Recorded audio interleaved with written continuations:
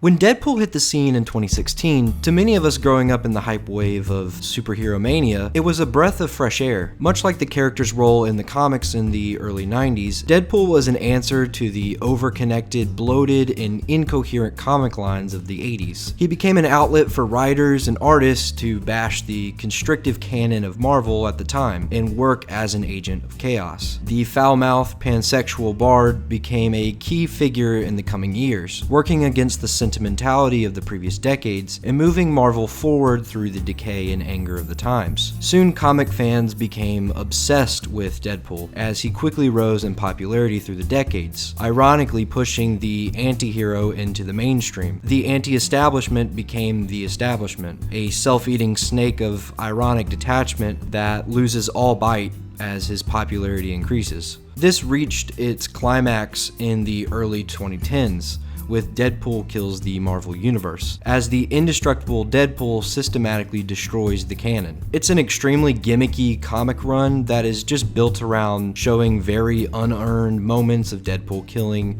your favorite heroes and villains, and while it just works as a vapid fantasy, it still is at least smart enough to expose the major flaw at the center of Deadpool. If nothing matters, why should we care? Because at the end of the day, Deadpool is best as a side character. He's an obnoxious pessimist, but perfect when playing the pop culture reference guy on the sidelines as a contrast to the overly serious and optimistic heroes. But while Deadpool was ravaging through the Marvel Universe in the comics, the MCU was just taking off. Rejecting the straight-faced, character-driven films of Nolan's Dark Knight trilogy, the MCU dove right into the lighthearted fun that made much of the comics endearing for generations past, while over time taking itself less and less seriously. From the beginning, the MCU leaned into the millennial audience that enjoyed the self-referential, nods, and connected universe of characters that they longed to see on screen together, building to crescendoing heights at the box office and placing Marvel Studios and Disney as the kings of the multiplex. So as the story of the superhero cinematic universe began to become increasingly popular and spread out, it was no surprise to comic book fans when the test footage of Ryan Reynolds-led Deadpool film appeared online in 2014.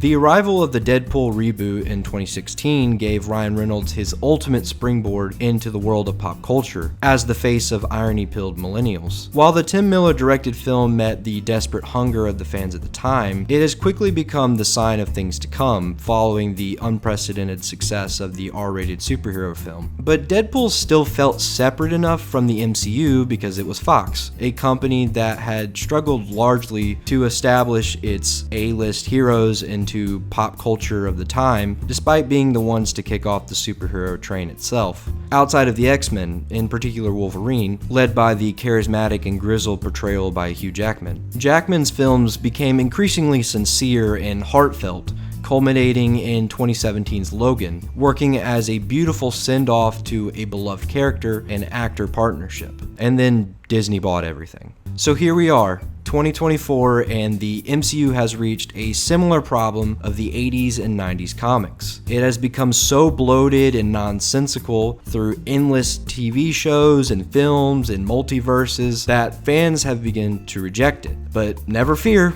Deadpool is here. Deadpool is the last standing character of 21st Century Fox, and so TSA, or Disney, are preparing for the destruction of the old timeline because of its lack of central thread following the death of Wolverine and the merger. So Deadpool, with his power for his irreverence for the canon and his quippy knowledge of late 90s and early 2000s pop hits, is tasked with being the surgeon to put the two threads back together by bringing back the dead Hugh Jackman Wolverine to save the Fox superheroes that are lost to time. So he's not irreverent for the canon, because in essence, Deadpool is used to clean up Marvel's mess that they have made in Phase 4, becoming Marvel Jesus by digging up the graves of the past. Deadpool and Wolverine is just Deadpool Kills the Marvel Universe, the movie, but worse. A 2-hour-long mess that is desperate to get to the next gimmicky character reveal or bloody action scene. Rejecting any sensible form of storytelling or depth,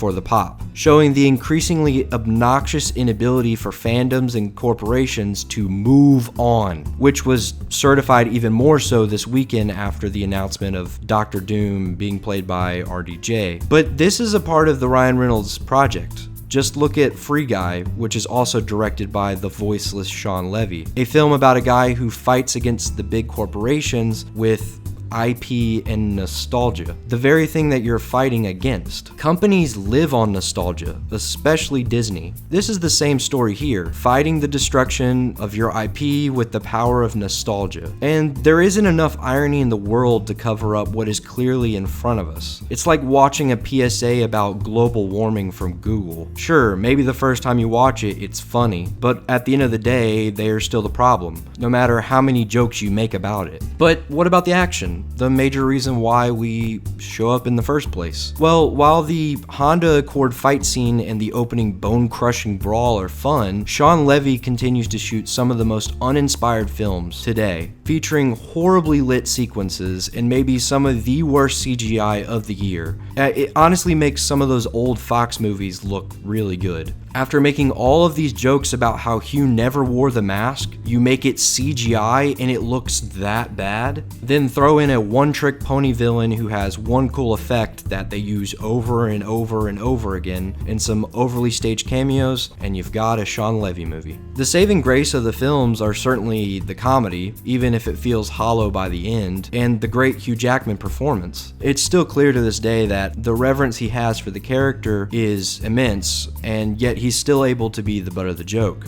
But at the end of the day, I keep asking myself, was it really worth it to dig up the grave of Logan? For many, this will serve as another exciting culmination to films from years in the past, and a continuation of the ever-growing importance and excitement around Deadpool in the Marvel Universe. But for me, it represents the increasingly hollow stories post-Endgame and Sean Levy's corporate-approved nostalgia fare, mirroring the past as Marvel's inability to move on to new stories and characters has left me asking, why should I care? So with that being said, I would give this film a 1.5 out of 5. I really think that it was just poorly made, even to the extent of the action and just how it looks. It's really a shame how far Marvel has fallen in just a few years. But a film that I would really recommend y'all watching is Spider-Man Across the Spider-Verse. It smartly tackles the ideas of nostalgia and the canon and actually works against the harmful ideas of nostalgia and canonizing heroes, and their inability to change and grow over time as the world around them changes, leaving them tied down to the past. It's a really smart and incredibly well-made film that still has Easter eggs galore and allows those really intense comic book fans that love the lore to still connect to the film.